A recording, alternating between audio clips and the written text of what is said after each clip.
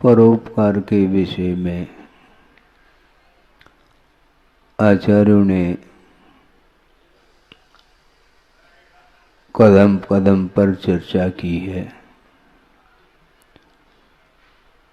जड़ वस्तु के ऊपर कोई उपकार नहीं किया जा सकता, किंतु जीव के प्रति उपकार का भाव जागृत होता है। जड़ वस्तु में न सुख का संवेदन है, न दुख का संवेदन है, किंतु संवेदनशील यदि कोई पदार्थ है तो वह जीव है। इसलिए जीव के प्रति, प्राणी मात्र के प्रति उपकार का भाव होना चाहिए। प्राणी मात्र के प्रति करुणा का भाव जागृत होना चाहिए। प्राणी मात्र के प्रति अनुकंपा का भाव जागृत होना चाहिए, क्योंकि पूज्यपाद स्वामी ने सर्वार्थ सिद्धि में यह प्रसंग दिया है कि वह सम्यक दर्शन, जो कि मोक्ष मार्ग की प्रथम सीढ़ी कहा गया है, उस सम्यक दर्शन की चर्चा करते समय यह प्रसंग दिया है कि वह सम्यक दर्शन दो तरह का होता है, एक सराग सम्यक दर्शन और एक वीतराग सम्यक दर्शन। वीतराग सम्यक दर्शन के स्वामी तो श्रमण हुआ करते हैं, किंतु सराग सम्यक दर्शन जो होता है वह किमात्मक होता है। तो उन्होंने स्पष्ट किया है, प्रशम संवेग अनुकंपा आस्तिक्य आदि अभिव्यक्ति लक्षणम प्रथमम सराग सम्यक दर्शनम, ऐसा कहा। सम्यक दर्शन तो है, किंतु उसके साथ राग जुड़ा हुआ है। लेकिन यह ध्यान रखें, राग भी दो तरह का होता है, एक विषयानुराग होता है और एक धर्मानुराग होता है। धर्म के प्रति अनुराग होना चाहिए।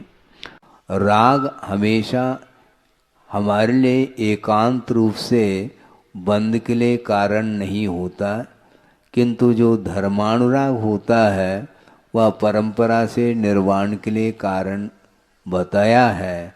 इसलिए प्रशम, संवेग और अनुकंपा यही जिसके अंग हैं, ऐसा वह सराग सम्यक दर्शन माना जाता है। उसमें अनुकंपा शब्द को भी लिया है। अनुकंपा किसके प्रति की जाती है, किस व्यक्ति के प्रति करुणा का भाव जागृत होता है, यह भी स्पष्ट किया है। आप लोग दूर दूर से आए हैं। अभी यह परिचय दिया जा रहा था कि अहिंसा के पुजारी, अहिंसा के अग्रदूत, ऐसे शब्दों के प्रयोग आपने किए हैं। ठीक किया है आपने, क्योंकि अहिंसा के प्रति लगाव जो होता है वह विरल व्यक्तियों के जीवन में ही वह लगाव उत्पन्न होता है। बहुत सारे ऐसे भी इस धरती पर जीव हैं, मनुष्य के रूप में हैं, इसके उपरांत भी उनकी वृत्ति पशु से भी गई बीती देखने को मिलती है। एक सिंह को भी आपने देखा होगा, सुनते हैं, वह जो सिंह अर्थात व्याघ्र है वह शिकार करता है, किंतु शिकार कब करता है, जब भूख लगी है तो वह शिकार करके उस भूख को शांत करता है। उसके बाद वह शिकार नहीं करता, ऐसा भी सुनने को मिलता है। आप सोचो समझो, प्रत्येक जीव के साथ पेट लगा हुआ है। सुन रहे हैं आप?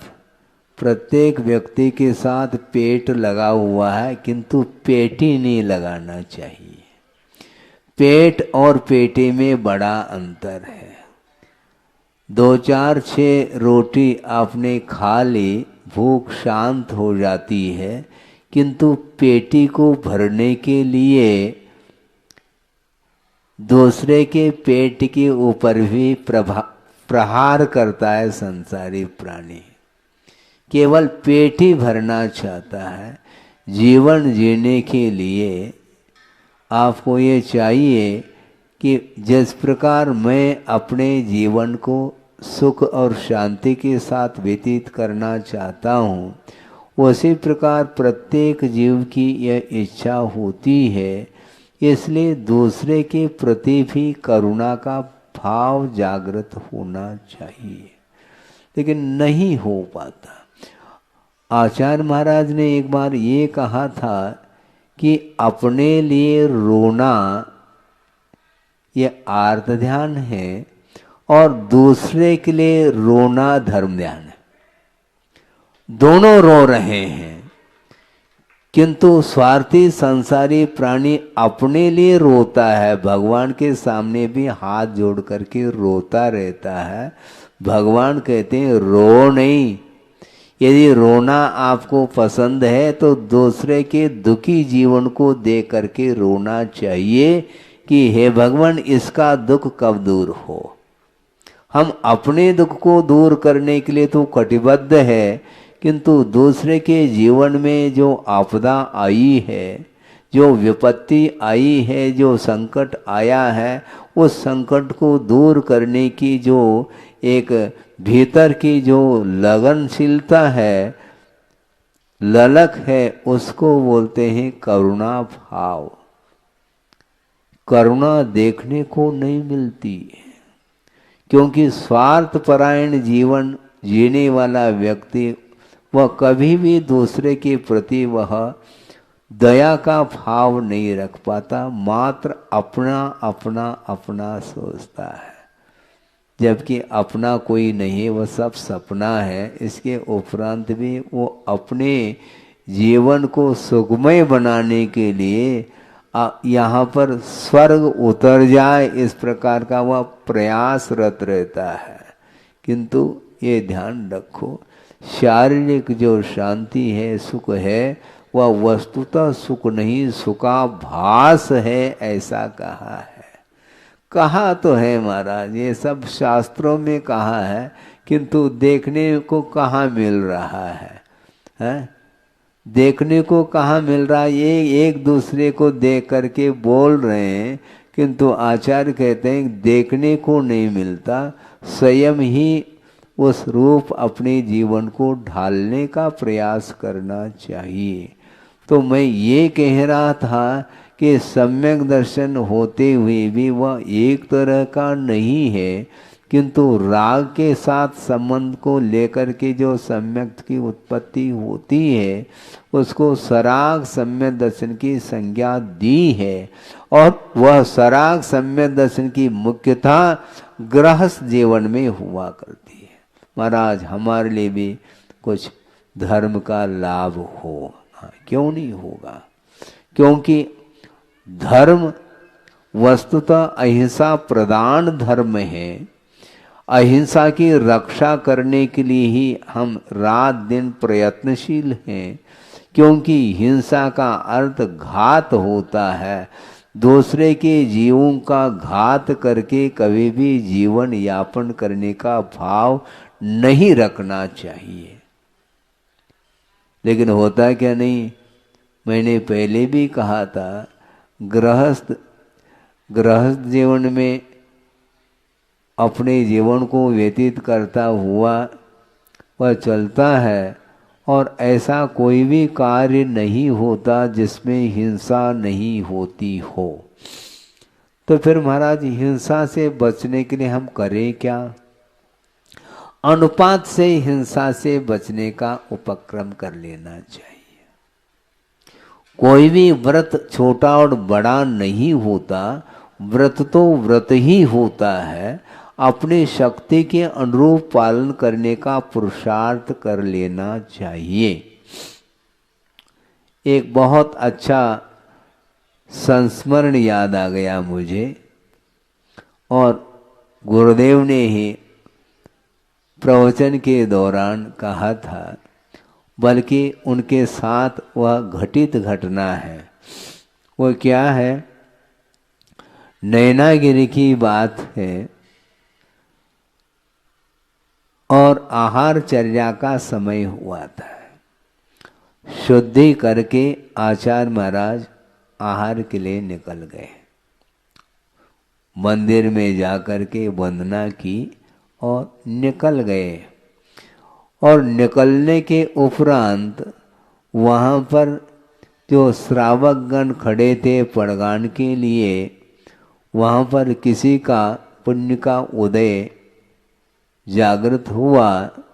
सबका पुण्य का उदय नहीं है ऐसा नहीं कहना चाहता, सबका पुण्य का उदय होते हुए भी किसी एक के यहाँ ही तो एक साथ पड़गान हो सकता है। 150 भी मान लो श्रावक खड़े हैं पड़गान के लिए, इसके उपरांत भी एक के यहाँ ही आहार संपन्न होगा। तो एक श्रावक ने पड़गान करके भीतर ले गए और नवदा भक्ति करी। उसके उपरांत आचार्य महाराज खड़े हो गए आहार लेने के लिए, और उसी समय एक परिवार वहाँ पर आया जो बाहर का था, बाहर ही खड़ा था, किंतु निवेदन प्रार्थना कर रहा था गुरुदेव के प्रति कि भगवान बहुत दिन की मेरी भावना है आहार दान देने की, और इस भावना को आप पूर्ण करेंगे कृपा करके। तो आचार्य महाराज तो मौन खड़े होकर के आहार ले रहे थे। एक क्षण के लिए उनकी ओर दृष्टि जाती है और उन्होंने पुनः दोहराया कि महाराज बहुत दिन की भावना है, किंतु क्या महाराज, एक विकल्प मेरे मन में बार बार आता है, वो ये है कि मैं रात्रि भोजन का त्याग नहीं कर सकता। सुन रहे हैं आप? हाँ, मैं रात्रि भोजन का त्याग नहीं कर सकता, किंतु आहार देने की तो मेरी तीव्र उत्कंठा है। और गुरुदेव ने उनको देखा, निहारा, और उन्होंने मौन रूप से स्वीकृति दे दी मुस्कान के माध्यम से। लेकिन ध्यान रखो, अभी बहुत लंबी कहानी है, बहुत लंबा प्रसंग है ये, ताली नहीं बजाओ। रहस्य क्या है इसको समझो, सोचो। और उन्होंने इसलिए स्वीकृति प्रदान की थी, उन्होंने फेस रीडिंग किया था। वह ऐसा एक व्यक्तित्व था, पति पत्नी दोनों आए थे, उन्होंने देखा और परखा, और उन्होंने मन में ये सोचा कि इस ग्राहक को लौटाना नहीं चाहिए। क्या रहस्य होगा महाराज, जल्दी खोलो, खोल रहे हैं। और बाद में वह रहस्य खुलेगा, क्योंकि मौन है। और उन्होंने मुस्कान दे करके उन्होंने मौन रूप से स्वीकृति दे दी, और उन्होंने शुद्धि बोल करके बड़े विनय अनुनय आदर भक्ति पूर्वक उन्होंने 1-2 ग्रास दिए। फिर बाद में क्या होता है, आहार सानंद संपन्न हुआ और आचार्य महाराज पुनः लौटने लगे। वहाँ पर थोड़ी बैठा जाता है। और लौट करके मंदिर की ओर जब निकल गए तो उनके साथ जो चौके वाले जितने भी मेंबर थे वे भी सारे के सारे उनके साथ हो गए पहुंचाने की दृष्टि से, और उसमें वो 2 व्यक्ति भी साथ हो गए थे। वहाँ पर जा कर के बैठ गए आचार्य महाराज, और वो दोनों व्यक्ति आकर के नमोस्तु किया उन्होंने और बैठ गए। और आचार्य महाराज ने उनकी ओर देखते हुए कहा कि देखो, तुम दोनों ने आहार दे दिया और मैं उस समय मौन था, इसलिए कुछ बोल नहीं सका। अब तो मैं बोल सकता हूँ। महाराज आप जो कहो वो हम तैयार हैं, लेकिन रात्रि भोजन का हम त्याग नहीं कर पाएंगे। कोई बाधा नहीं, कोई बाधा नहीं। फिर कैसा करेंगे महाराज? आप क्या करते हो? तो उन्होंने कहा कि महाराज हम दोनों पति पत्नी गवर्नमेंट सर्वेंट हैं। हाँ ठीक है, उसमें भी कौन सा विभाग है, क्या करते हैं? कुछ नहीं, मैं तो डिप्टी कलेक्टर हूँ और ये श्रीमती जज हैं। आ गई बात समझ में? ये व्यक्तित्व उन्होंने पहले से ही पहचान ली थी, क्या व्यक्तित्व है इनके अंदर। उन्होंने बहुत अच्छा, बैठ जाओ, लेकिन ये ध्यान रखो रात्रि भोजन त्याग नहीं कर सको, कोई बाधा नहीं, क्योंकि आपके सामने समस्या है। समय पर कोर्ट जाना पड़ता है, समय पर जो है वह ड्यूटी देने पड़ती है, इसलिए कोई बाधा नहीं। लेकिन मैं आपके लिए जो नियम देना चाहता हूँ उसको तो लेना पड़ेगा। महाराज रात्रि भोजन त्याग को छोड़ करके आप जो दे दो उसके लिए हम मंजूरी देते हैं। अच्छी बात है, ऐसा करो। ऐसा कहा, ऐसा कहने का अर्थ क्या? कोई 5 लाख का दान देने के लिए कहा जा रहा है क्या? नहीं, ऐसे का अर्थ है 5 अनुव्रत अंगीकार करो। महाराज ये तो उससे भी कठिन है। रात्रि भोजन त्याग से भी बहुत जटिल विषय है मेरे लिए, बहुत कठिन है ये। कठिन कुछ नहीं है, मैं समझाता हूँ, सुनो और आप लोग भी सुने। उन्होंने ये कहा कि आप गवर्नमेंट सर्वेंट हैं और गवर्नमेंट के तरफ से आपको जो सैलरी मिलती है, जो पे मिलता है, उतना ही लेना, उसके अलावा 1 पाई भी नहीं लेना। समझ रहे हैं आप? अर्थात रिश्वत नहीं लेना।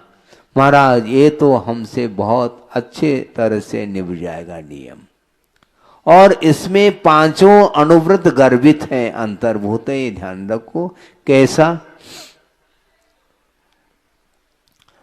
जो सैलरी मिलती है उसके अलावा 1 पाई भी हम नहीं लेंगे, इसमें सत्यव्रत का पालन होगा। और जहां पर सत्य पल रहा है वहां पर अहिंसा भी पल रही है, क्योंकि अहिंसा की रक्षा जो होती है वह सत्य के माध्यम से हुआ करती है। इसलिए सत्यव्रत पालन हो रहा है, क्योंकि 1 पाई भी हम रिश्वत के रूप में नहीं देंगे। जब सत्य का पालन होगा तो चोरी संभव नहीं। जहां पर सत्य नहीं वहां पर चोरी भी है, और जहां पर सत्य का अनुपालन होगा वहां पर अहिंसा धर्म का भी अनुपालन होगा। और सत्य भी पल रहा है और अचौर्य व्रत भी पल रहा है। और आपने उस सैलरी को छोड़ करके 1 भी पाई नहीं लेने का जो संकल्प लिया है, उसमें परिग्रह परिमाण व्रत भी पल रहा है। परिग्रह सीमित हो गया, परिमाण हो गया क्या नहीं? मान लो 1 लाख रुपए भी यदि मान लो आपको सैलरी मिल रही है, कोई बाधा नहीं, आप ले लो, किंतु 1 लाख रुपए के ऊपर हम 1 पाई भी नहीं लेंगे। अब सोचो, विचार करो, जो कलेक्टर होता है उसके लिए इतना पे मिल रहा है, इसके उपरांत भी रिश्वत के माध्यम से करोड़ों रुपयों का संचय किया जाता है, वह अनीति मानी जाती है, ध्यान रखो। वह न्याय नहीं माना जाता है, वह अन्याय माना जाता है। आप पुरुषार्थ करके वित्त का संचय करो, उपार्जन करो, इसमें कोई बाधा नहीं है, किंतु उस न्याय का उल्लंघन करके जीवन यापन करने का जो भाव है, इसी में आसक्ति पल रही है, और उस आसक्ति के कारण ही अहिंसा धर्म समाप्त हो जाता है, ये कहने का तात्पर्य है। उनको बात समझ में आ गई। और दूसरी बात यह है, स्वदार संतोष तो अपने आप ही पलता चला जाएगा तुम्हारा। इस प्रकार 5 अनुव्रत जो है ना, एक ही व्रत के माध्यम से आपके पल रहे हैं।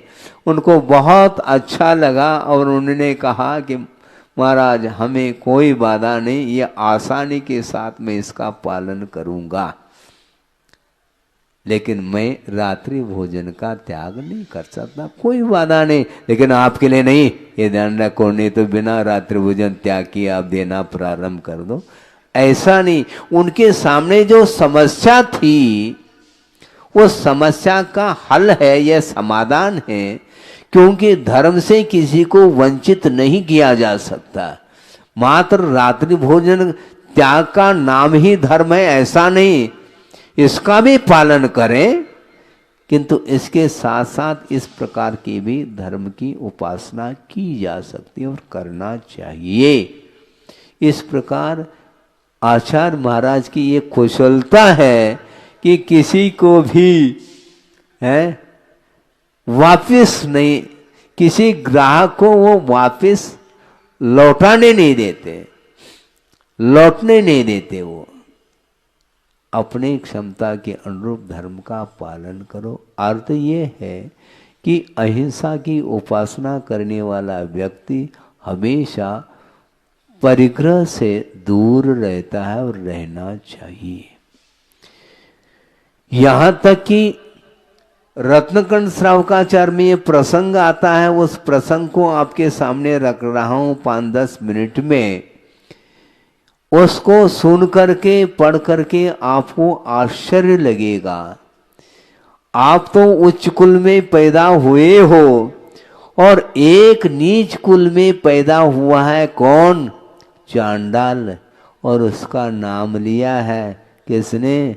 आचार्य समंतभद्र स्वामी ने रत्नकंठ श्रावकाचार्य के अंदर उसको उसका नाम उल्लेखित किया है।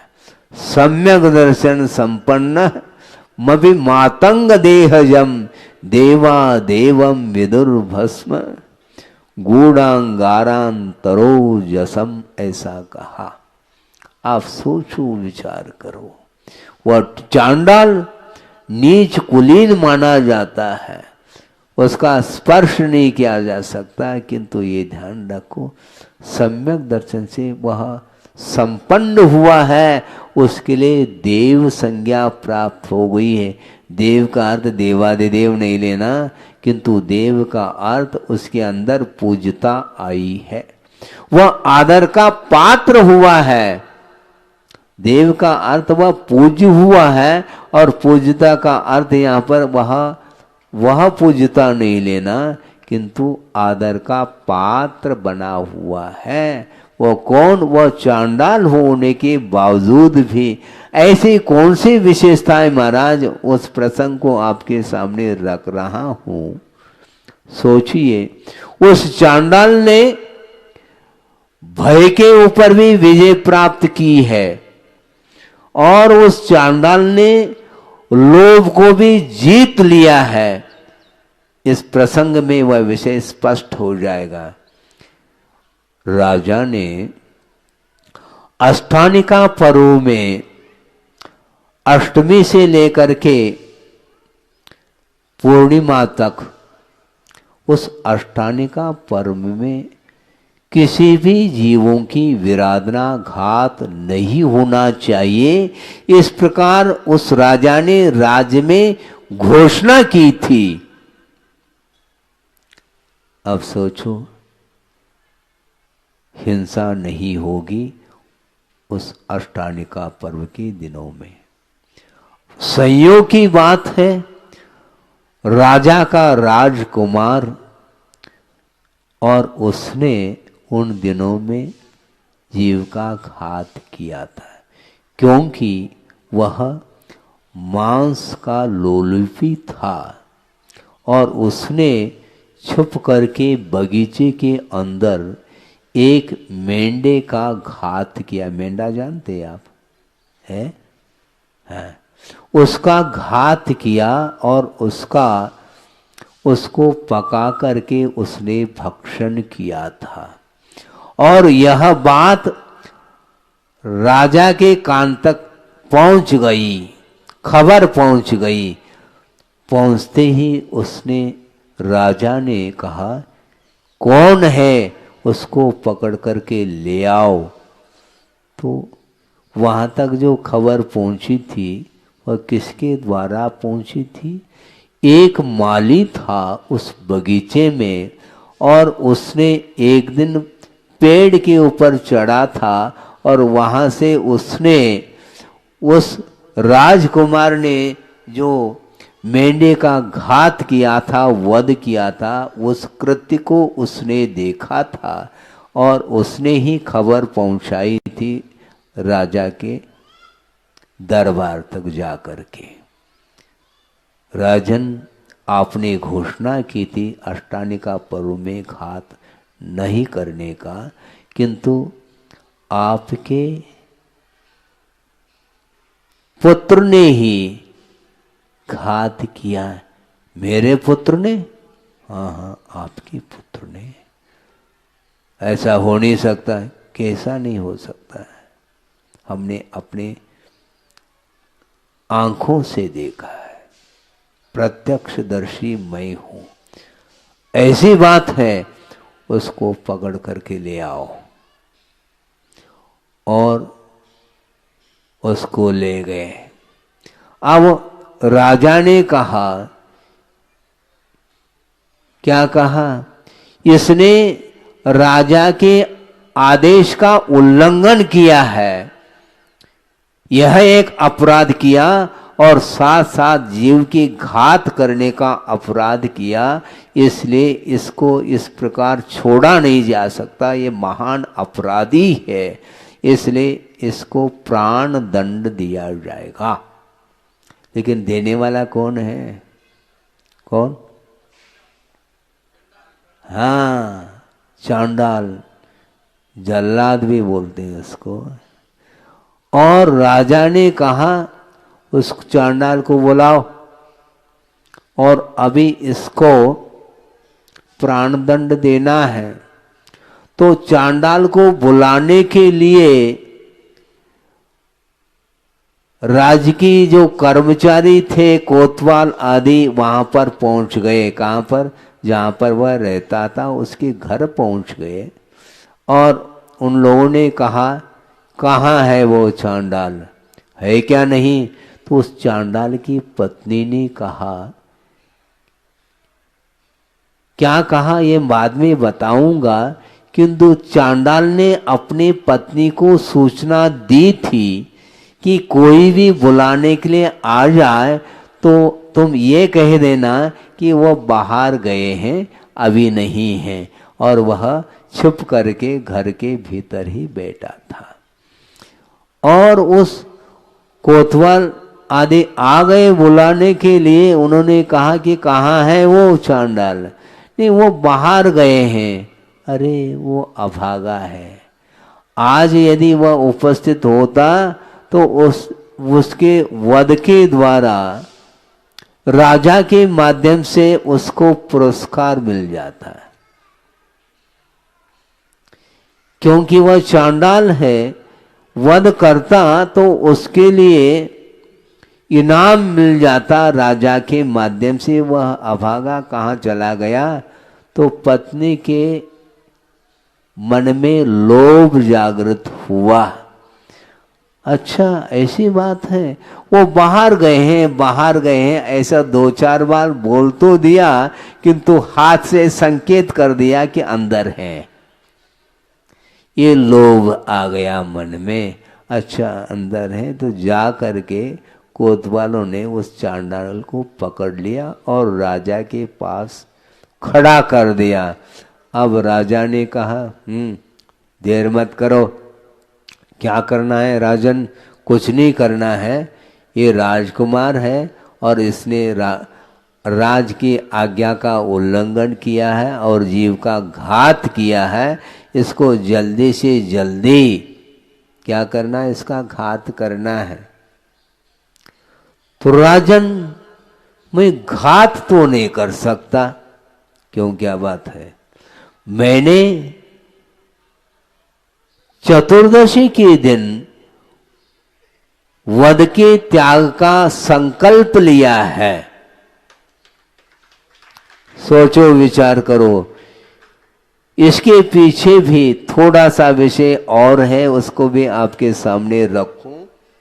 वह ये है, मैंने चतुर्दशी के दिन इसलिए वध का त्याग किया है क्योंकि एक दिन मुझे सर्प ने काट लिया था और उसके फलस्वरूप मेरा अवसान हुआ है, ऐसा समझ करके परिवार लोगों ने मुझे स्मशान में ले जा करके वहां पर रखा था।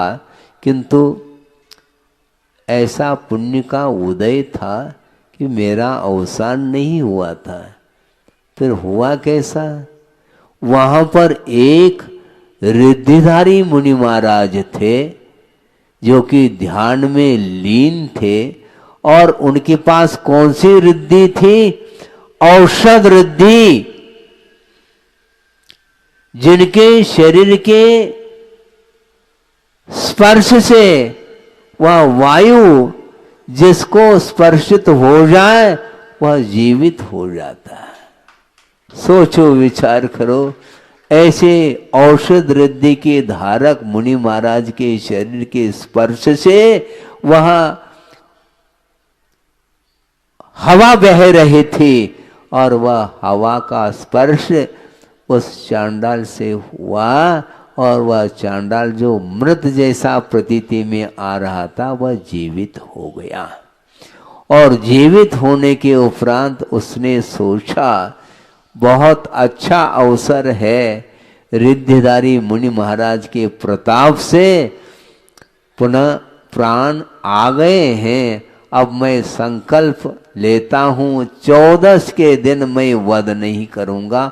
अन्य दिनों में तो वह वध करेगा, किंतु ये ध्यान रखो, अहिंसा धर्म का पालन उसने 14 के दिन उसने वध का त्याग किया था, किंतु उसका वह संकल्प, प्राण भी चले जाएं किंतु वह संकल्प अडिग रहेगा। और राजा को कह दिया, राजन आपको जो करना है वह कर लो, किंतु प्राण भी चले जाएं किंतु यह प्रण, यह संकल्प टूट नहीं सकता। इस प्रकार उसने कह दिया।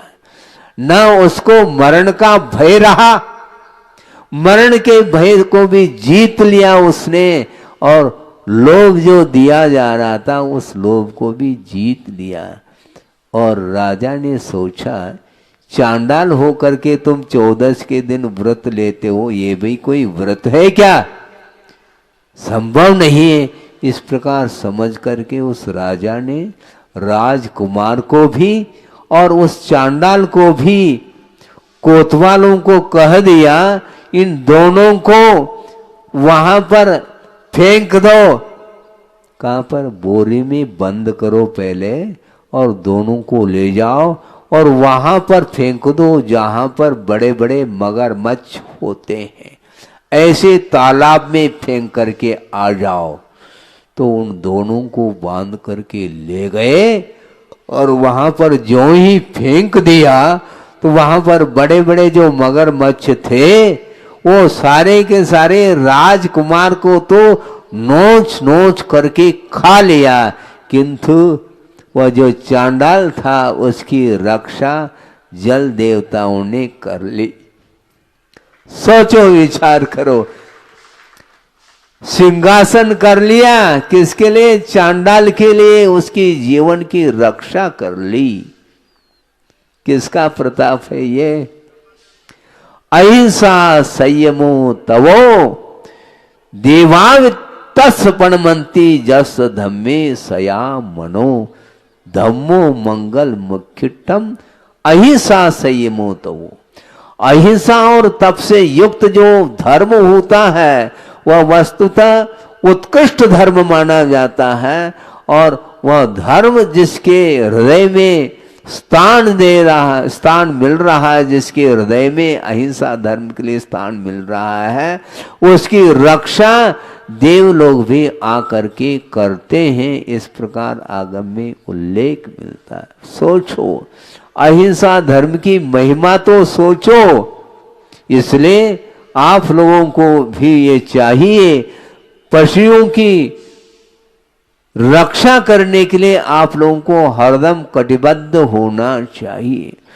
मनुष्य के लिए तो बहुत सारा प्रबंध है, किंतु पशुओं के लिए कोई प्रबंध नहीं है बंधुओं। आवारा घूमते रहते हैं और उनका वध होता रहता है। ट्रक के ट्रक भर करके ले जाते हैं, और ऐसे ट्रक को भरते हैं कि वहां पर पहुंचते पहुंचते भी कई पशु मर जाते हैं। श्वास लेने के लिए गुंजाइश नहीं, इस प्रकार उसको ठोस भर देते हैं। ऐसी जीवन की दशा उनकी होती है। आप लोगों का कर्तव्य है, हाँ, आप लोग प्रवचन सुनने के लिए बैठे हैं, मैं आलोचना नहीं कर रहा हूँ। आपके लिए प्रबंध क्या है देख लो, हैं? ऊपर क्या है? छत्र। सुन रहे हैं आप? ऊपर जो छत्र हैं घूम रहे हैं आपके ऊपर, इतना तो प्रबंध है मानव के लिए। पशुओं के लिए क्या प्रबंध, मुझे बताओ आप। सोचो, विचार करो। ऐसी स्थिति में आप लोगों का कर्तव्य है, इस प्रकार प्रतिदिन जहां पर स्लॉटर हाउस में हजारों की संख्या में बड़े बड़े पशुओं का भी वध होता है, इस प्रकार सुना गया। यांत्रिक जो कत्ल खाने खुले हुए हैं, वहां पर लाइन के लाइन लग जाती है, पशुओं की लाइन, और वो सारे के सारे उनकी दुर्दशा हो जाती है, जीवन का अंत हो जाता है उनका। जबकि उनकी जीवन की रक्षा की बात करो, क्योंकि पशु जीवन में भी यदि उन्हें जीवन दान किसी के द्वारा मिल जाता है तो उसके माध्यम से इतना उपकार होगा आपके ऊपर उन जीवों के द्वारा, जिसका हम बखान नहीं कर सकते हैं, क्योंकि इसको अभय दान की संज्ञा दी है, ये ध्यान रखो। उनको मानवों के द्वारा पशुओं के लिए अभय दान मिलना चाहिए। इसको सबसे महत्वपूर्ण दान माना है। आहार दान का निषेध नहीं, किंतु आहार दान के माध्यम से वह एक तात्कालिक उसके ऊपर उपकार हो रहा है। 24 घंटे के लिए आपका आहार उपयोग में आता है, किंतु जिसने जीवन दान दिया है वह पशु भवांतर में भी उस व्यक्ति को नहीं भूल सकता। इसको बोलते हैं परस्परोपग्रहो जीवानाम। इसलिए प्रत्येक जीवों के प्रति अनुग्रह का भाव रखना चाहिए। आग्रह नहीं, किंतु अनुग्रह करो। हाँ, स्वस्याति सर्गो दानम अनुग्रहार्थम, ऐसा कहा है। इसलिए पशुओं के प्रति करुणा का भाव जागृत होना चाहिए, क्योंकि वो मूक पशु है, वह कमाते नहीं, ये ध्यान रखो। और आप लोग कमाते हैं, वो कमाते नहीं, उनके लिए कोई रहने के लिए स्थान नहीं है। समय पर न उनके लिए अन्न मिल रहा है, न पानी मिल रहा है। चरने के लिए चले जाते हैं जंगल मान लो, किंतु यदि दाना नहीं मिलता, चारा नहीं मिलता और पीने के लिए पानी नहीं मिलता है, भयानक गर्मी के दिनों में यत्र तत्र घूमते रहते हैं पशु और प्राण उनके निकल जाते हैं। उस ओर दृष्टि रखना चाहिए। सबसे महत्वपूर्ण तो अहिंसा धर्म है, और गुरुदेव ने कहा है कि इस अहिंसा धर्म की उपासना करने वाला जो जीव है वह, उसका अब कहना ही क्या है। सबसे बड़ा धर्म माना जाता है, अहिंसा परमो धर्म कहा है। इसलिए प्रत्येक जीवों की प्रति करुणा का भाव जागृत होना चाहिए।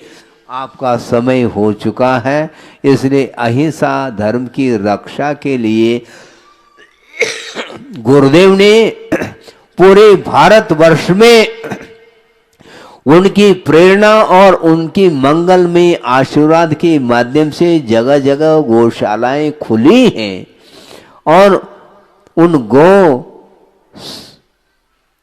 संरक्षण के लिए आप लोग कटिबद्ध हैं। और कौन से है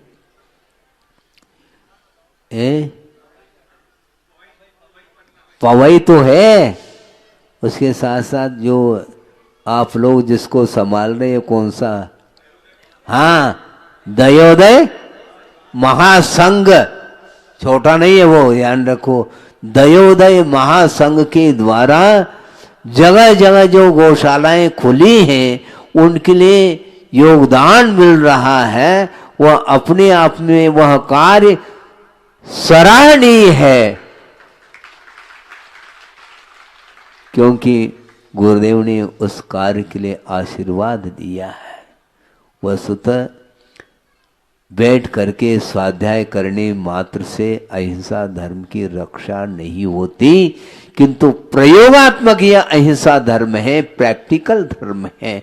इसको निरंतर आप लोगों को उत्साह के साथ जहां भी कमी हो उस कमी की पूर्ति करते हुए प्राणी मात्र की रक्षा करने के लिए आपको आगे बढ़ना चाहिए। और ज़्यादा नहीं कहते हुए इसको यहीं विराम देता हूँ, क्योंकि अहिंसा के माध्यम से दूसरों की जो प्राणों की रक्षा करने के लिए जो कटिबद्ध होता है उसके जीवन में कभी भी संकट नहीं आ सकता, और उसकी जीवन की रक्षा करने के लिए ये देव भी उतर करके आपके लिए सहयोग प्रदान कर सकते हैं। इस प्रकार अहिंसा धर्म की उपासना करने के लिए हम और आप एकत्रित हैं। इसलिए निरंतर इस मनुष्य भोग की सार्थकता को सिद्ध करने के लिए अहिंसा धर्म को हमें प्रतिपल हृदय के साथ पालन करना चाहिए, और उसके माध्यम से अपने जीवन को उत्थान की ओर ले जाना चाहिए। अहिंसा परमो धर्म की जय। महामुनिराज की जय। समस्त संघ की जय।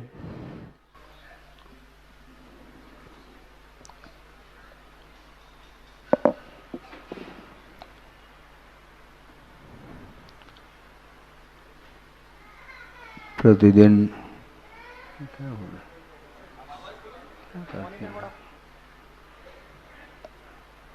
डेली कहना पड़ता है।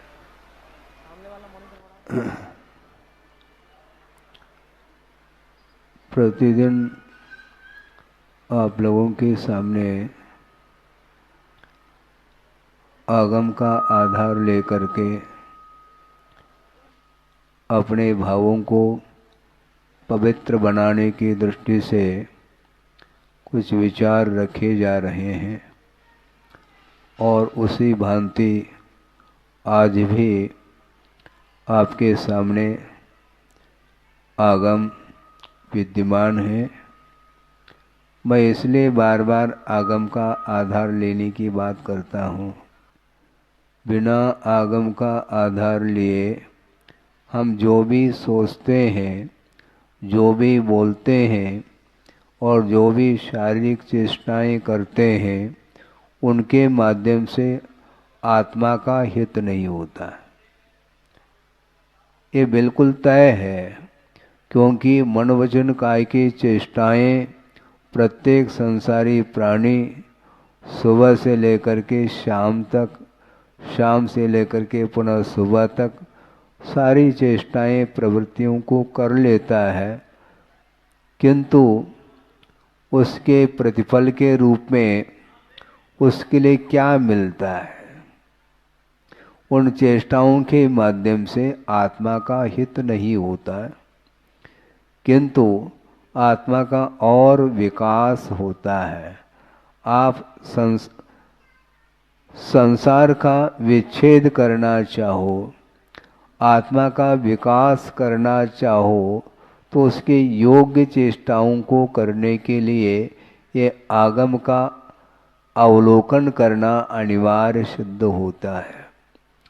प्रत्येक संसारी प्राणी के पास परिणाम है, भाव उत्पन्न होते हैं और भिन्न भिन्न पदार्थों के निमित्त को लेकर के ही उन भावों को वो करता चला जाता है, किंतु उसके पीछे उसका विकास हो रहा है क्या नहीं हो रहा है, उस ओर ध्यान नहीं जाता है, जबकि जाना चाहिए।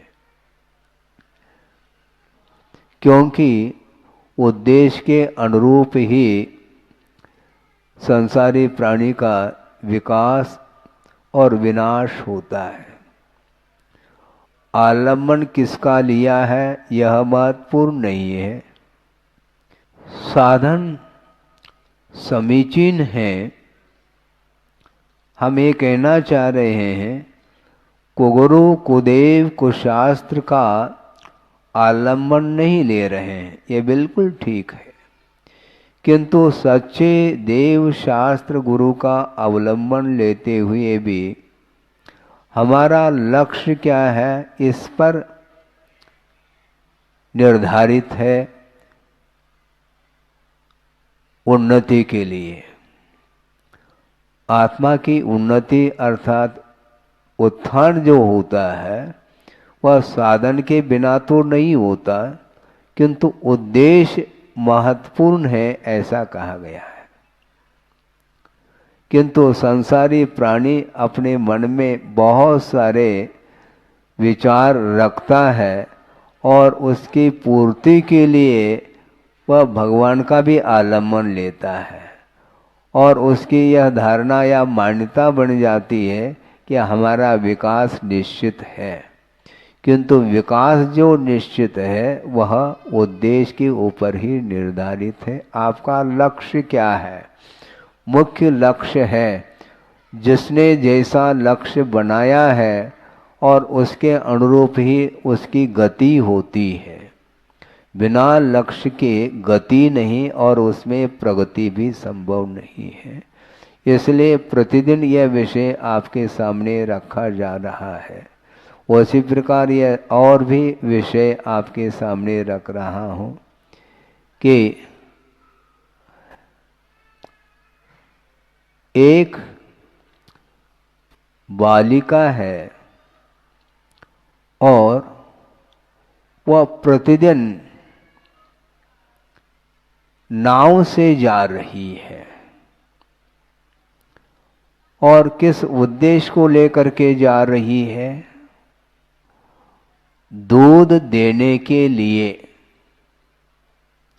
नाव के उस पार वो जा रही है जहां पर मंदिर भी है और उस मंदिर परिसर में बहुत सारे लोग एकत्रित प्रतिदिन होते हैं और एक पंडित जी भी वहां पर हैं और उनके द्वारा प्रवचन प्रतिदिन होता था और प्रवचन सुनने के निमित्त को लेकर के और साथ साथ अपने उद्देश्य को पूर्ण करने की दृष्टि से वो बालिका प्रतिदिन नाव से नदी पार करके जाती है और प्रवचन सुन करके जिसके लिए दूध की आवश्यकता होती है उनके लिए दूध दे करके वापस चली जाती है। समस्या ये है, एक दिन ऐसा योग आया कि वह बालिका प्रतिदिन की भांति नाव से पहुंची है, किंतु लौटने के लिए जब विचार आता है तो उस समय नदी में बाढ़ आई हुई है और जब बाढ़ आई है, तैरना तो बहुत दूर की बात है, नाव भी चल नहीं पाते उस बाढ़ में। तो ऐसी स्थिति में उसके मन में भाव आ रहा है, अब ठीक है, मंदिर में बैठे हैं, प्रभु का दर्शन भी कर रहे हैं, जन्मबिंब का दर्शन भी कर रहे हैं, पूजन अर्चन के लिए भी अवसर मिलेगा, और साथ साथ पंडित जी प्रवचन तो कर ही रहे हैं और प्रवचन भी सुन लेंगे। उसके बाद देखते हैं, यदि मान लो बाढ़ उतर जाए तो वापस चले जाएंगे। इस प्रकार विचार मन में आया और वह बालिका उसी प्रवचन सभा में बैठ गई। और पंडित जी प्रवचन कर रहे हैं और उस प्रवचन में यह विषय रखा गया है कि नमोकार मंत्र की महिमा। नमोकार मंत्र की आराधना के माध्यम से श्रीपाल जैसे, कोटि भट्ट श्रीपाल, कल भी उदाहरण दिया था हमने, कोटि भट्ट श्रीपाल जैसे जो महान शक्तिशाली व्यक्ति हैं, वे आसानी से समुद्र को पार कर जाते हैं, नदी को भी पार कर जाते हैं, और भी जो पार करने के लिए नदी नाले तो मिलते ही रहते हैं। जब समुद्र को पार करने की क्षमता उनके अंदर है तो, और नदियों को पार करने के लिए उनके लिए कोई विशेष विकल्प की आवश्यकता नहीं पड़ती। और समुद्र को पार करने की क्षमता जो आई है वह भी नमोकार मंत्र की महिमा के कारण ही इस प्रकार महान सागर को भी तैर करके पार करने की क्षमता उनके अंदर आती है। इसलिए नमोकार मंत्र की महिमा को तो समझो। इस प्रकार वो उपदेश के दौरान पंडित जी बोल रहे हैं और उस बालिका ने भी सुन लिया। ये ध्यान रखो, सुनना अलग वस्तु, बोलना अलग वस्तु, और श्रद्धान का विषय बनाना अलग वस्तु है। और उस बालिका के अंदर ऐसी अटूट श्रद्धा जागृत हुई, उसने सोचा अब बाढ़ उतर नहीं रही है, अब नाव से तो प्रतिदिन आते थे, ठीक है, अब नाव नहीं जा सकते तो ठीक, श्रद्धान का विषय है। और उसने श्रद्धान के साथ उस नदी में जो बाढ़ आई है उस बाढ़ में वो कूद गई, और एकाध सेकंड नहीं लगा, एकाध मिनट नहीं लगा, और एक तट से दूसरे तट तक वह पहुंच जाती है। किसका प्रभाव है?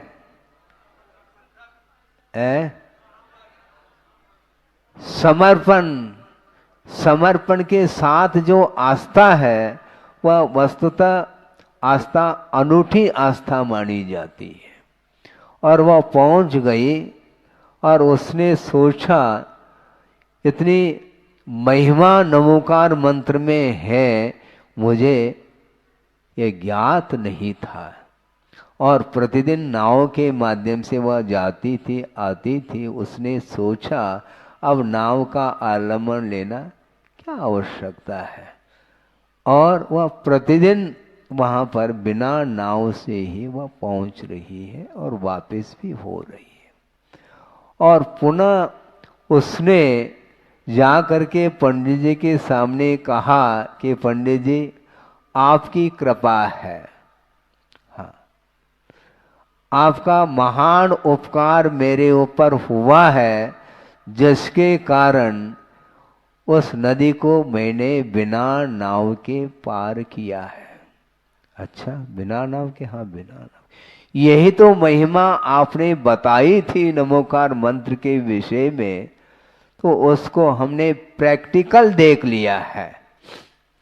प्रतिदिन आप उपदेश देते रहे ये अलग है, किंतु आपके बिना उपदेश के भी मेरी श्रद्धा मेरे अंदर उत्पन्न नहीं हो पाई।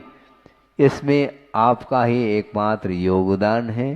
इसलिए आपके लिए धन्यवाद है। और मेरा मन कह रहा है कि आप अपने यहाँ आइए, अपने घर आइए और भोजन के लिए आप पधारिएगा। इस प्रकार उसने कहा तो पंडित जी ने कहा अच्छी बात है, चलते हैं, तुम्हारे साथ ही चलते हैं। और दोनों चल पड़े।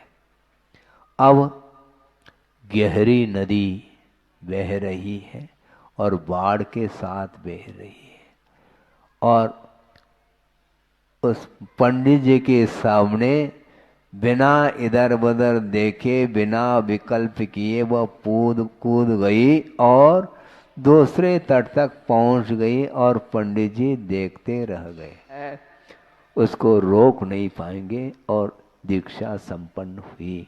कहने का अर्थ यह है कि ज्ञान अलग वस्तु और चारित्र अलग वस्तु है। यहाँ पर किसी ने, सज्जन ने प्रवचन के पूर्व में एक भावना रखी है। उस भावना में ये है कि महाराज यहाँ पर खजुराहो में स्वर्णोदय तीर्थ का निर्माण होने जा रहा है और गुरुदेव का मंगलमय आशीर्वाद है, वो अतिशीघ्र संपन्न हो, इसके लिए कोई मंत्र का जाप करने के लिए आप कहें। ऐसे कुछ भाव है ना इसमें। कौन है वो व्यक्ति? है क्या? नहीं क्या? चले गए? यही भाव है ना, और तो कुछ नहीं है इसमें। दिल्ली में? अच्छा, इस क्षेत्र संबंधी बहुत अच्छी बात है।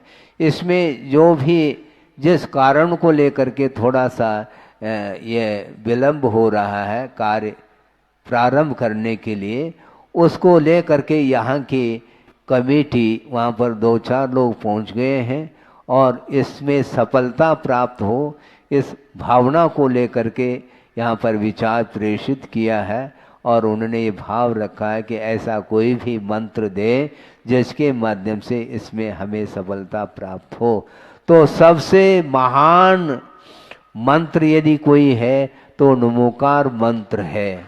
एक बात, इसके बावजूद भी यदि मान लो और विशेष जो है श्रद्धा की बात है, उसको रोका थोड़ी जाता है। बड़े बाबा का जाप करते रहे तो निश्चित रूप से शांतिनाथ भगवान के चरणों में ये जो तीर्थ का निर्माण होने जा रहा है, ये निश्चित रूप से निराबाद रूप से संपन्न होगा। इस प्रकार हमारी भी कामना भावना है, मनोभावना है, और प्रत्येक व्यक्ति की भावना होनी चाहिए। इसलिए अतिशीघ्र इसको संपन्न करने के लिए आप बड़े बाबा का जाप करो और साथ साथ शांतिनाथ भगवान का भी जाप कर सकते हैं। शांति विधान आदि के माध्यम से इस कार्य को गति देने के लिए आप भावना को, अपने परिणामों को पवित्र बनाने का पुरुषार्थ करेंगे तो निश्चित रूप से आचार्य भगवान ने जो यह प्रकल्प दिया है आपके सामने और नाम भी घोषित किया है, स्वर्णोदय नाम घोषित किया है, ये स्वर्ण अवसर है। प्रत्येक व्यक्ति का योगदान इसमें हो और अतिशीघ्र आप लोगों के योगदान के माध्यम से यह तीर्थ शीघ्रातिशीघ्र पूर्णता को प्राप्त करे। इस मंगल भावना के साथ अहिंसा परमो धर्म की जय। बोधि समाधि परिणाम शुद्धि स्वात्मोपलब्धि शिव शोक सिद्धि चिंतामणिम चिंतित वस्तुदाने त्वा मंद मानस्य ममास्तुते। परम पूज्य आचार्य गुरुवर श्री विद्यासागर जी मुनि महाराज।